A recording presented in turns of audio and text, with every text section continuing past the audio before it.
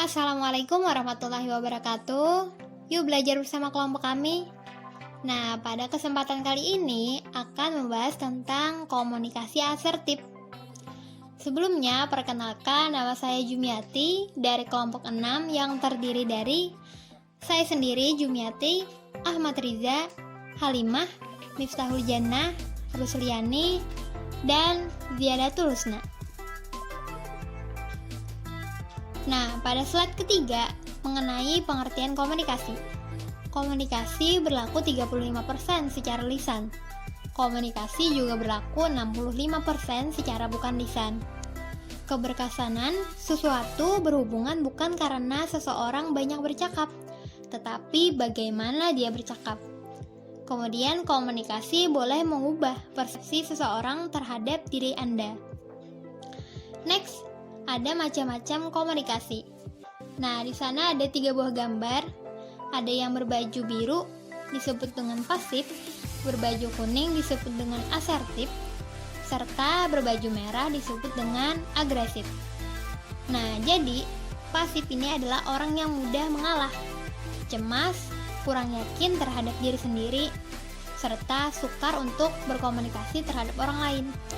Nah, beda lagi dengan asertif, adalah orang yang percaya diri, mengemukakan pendapat secara baik, dan juga mudah dalam berkomunikasi dengan orang lain. Yang terakhir ada agresif. Sikap ini cenderung merugikan orang lain, seperti mempermasalahkan, mempermalukan orang lain, marah-marah, maupun menyerang baik secara verbal maupun secara fisik. Next, apa sih itu komunikasi asertif? Nah, jadi komunikasi asertif adalah strategi komunikasi dengan penyampaian secara terbuka, serta menjaga rasa hormat kepada orang lain, atau dalam artian lain, cara penyampaian secara asertif merupakan komunikasi yang kuat dan tegas, namun tetap tenang. Next, ada ciri-ciri komunikasi asertif. Yang pertama ada percaya diri, di mana ia memiliki kepercayaan diri yang baik.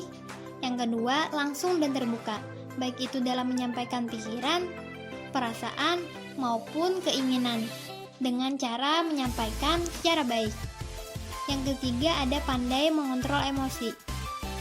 Seseorang yang mempunyai komunikasi asertif itu bisa mengendalikan emosinya secara baik.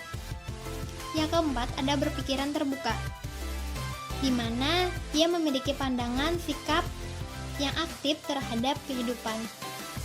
Next, nah di sana kan ada rumusan, di bawahnya ada berkomunikasi secara asertif, jadi selesai Anda disenangi. Nah, maksudnya begini, ketika seseorang berkomunikasi secara asertif, nah ia cenderung dapat menyelesaikan suatu masalah dengan cara memberikan saran ataupun masukan. Kemudian masalah tersebut dapat terselesaikan dan perilaku yang kita lakukan itu disenangi oleh orang lain. Kemudian next. Nah, lalu bagaimana aplikasi komunikasi asertif? Yang pertama, kita perlu mengenali suatu permasalahan. Yang kedua, lakukan analisis hubungan impact berhubungan dengan teori apa? Nah, yang ketiga, lakukan tinjauan pustaka. Teori apa nih kira-kira yang cocok untuk membacakan permasalahan ini? Yang keempat, yaitu ada pecahkan masalah dan komunikasi asertif, fokus pada perilaku. Next, slide selanjutnya. Nah, di sana kan ada contoh kasus nih. Misalnya, seorang ibu hamil muda mempunyai suami yang perokok. Nah, ekonomi keluarga ini bisa dikatakan sebagai ekonomi yang miskin. Nah, asap rokok sangat berpengaruh terhadap pertumbuhan otak janin serta kematangan jaringannya dalam selama kehamilan. Selain itu juga, merokok juga berpengaruh terhadap kesehatan ibu hamil itu sendiri.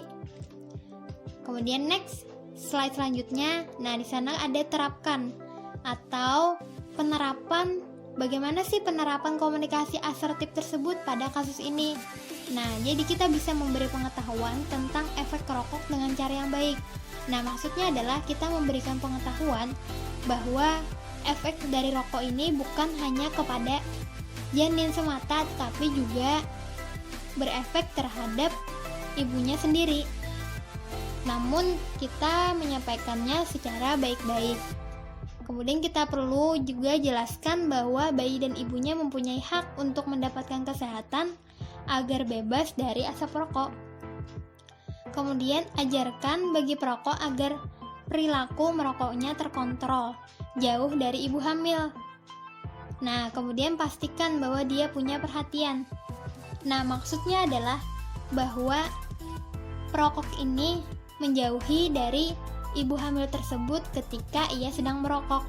Nah, setelah itu lakukan terus-menerus dengan sapaan asertif, dengan cara yang baik atau dengan cara komunikasi serta penyampaian yang baik pula. Next, slide selanjutnya. Sebenarnya apa sih manfaat dari komunikasi asertif itu sendiri? Nah, jadi yang pertama itu dapat mengembangkan komunikasi. Yang kedua, ada meningkatkan rasa percaya diri. Yang ketiga, membantu kita mendapatkan penghargaan dari orang lain. Yang keempat, mengembangkan kemampuan mengambil keputusan. Dan yang terakhir, meningkatkan keefektifan kerjasama. Nah, itu tadi penjelasan dari kelompok kami. Nah, jadi komunikasi asertif ini sangat baik nih, sangat penting, baik untuk diri kita sendiri maupun pengaruhnya terhadap orang lain. Yuk kita sama-sama belajar untuk berkomunikasi asertif. Demikian dari video kami. Semoga bermanfaat dan tetap semangat. Wassalamualaikum warahmatullahi wabarakatuh.